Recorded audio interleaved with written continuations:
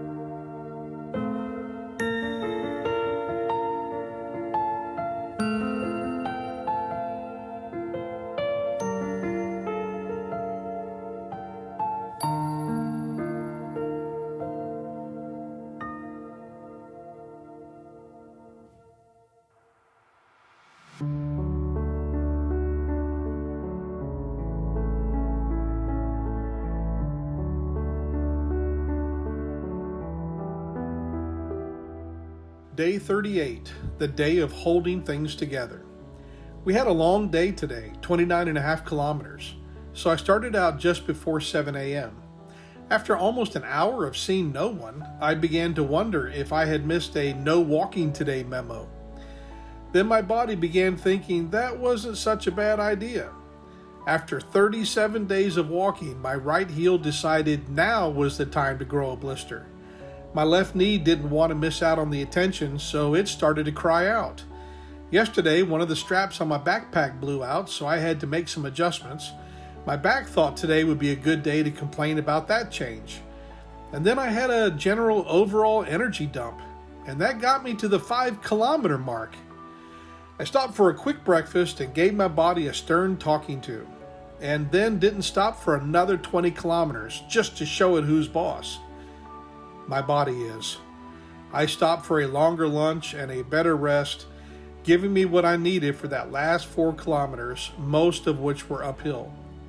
After a shower, a Facebook update, and something cold to drink, I feel I will need to test drive my bunk bed for a while before I do anything else. Having said all that, I thoroughly enjoyed today. I have no idea where all the newbies are, but I had relative solitude for the better part of the day.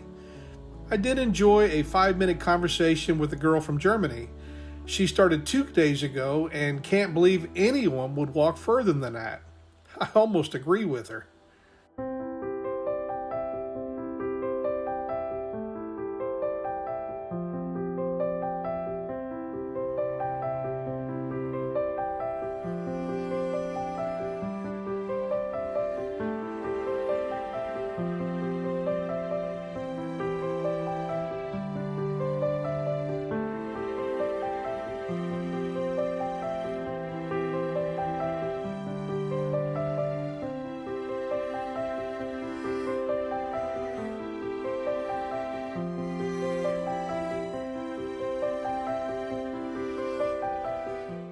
Now, you have to be a pilgrim from St. Jean Pied de Port to get this one.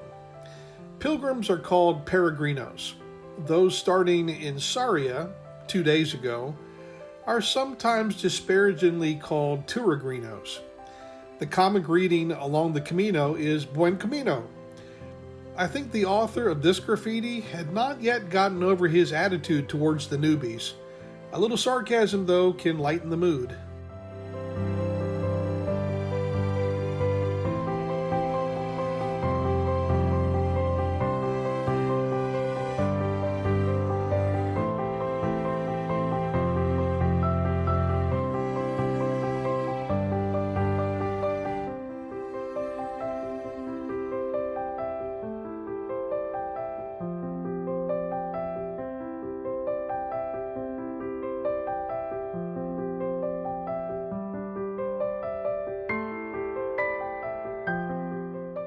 Almost there. Another long 29-kilometer day, but I felt much better throughout. This was certainly one of the hottest, if not hottest, days we've had. Overall, we've been blessed. Of the 39 days, we've only had to walk 5.5 of them in rain. We only had about 8 days we would consider cold, and a few days we would consider hot. Every other day has been really pleasant. Today held only one new experience, getting caught for an hour in a vortex of group storms. 2 groups of 10 to 15 and one group approaching 50 people were part of my Camino today. What did I do? I stopped for lunch and let them get ahead of me. In the last 3 days, we've walked a total of 84 kilometers, or 52.5 miles, so that tomorrow we only have to walk 10 kilometers into Santiago. 10 kilometers was one of my longer training walks before I came to do the Camino. Now it seems like we're hardly even going anywhere. How perspective changes after 800 kilometers on the road.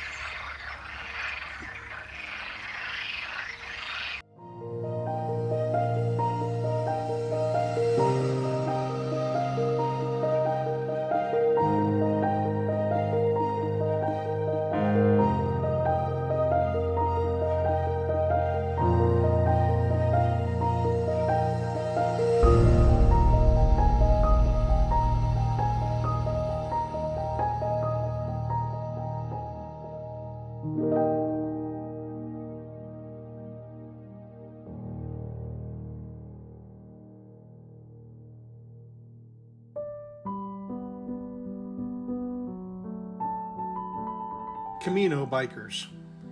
Part of you is jealous that they go so far in one day, but most of you really comes to dislike their seeming arrogance on the road.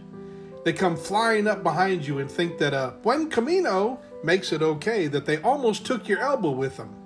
So when you see one of them really struggling, well, it's nice to see a little justice come around your way.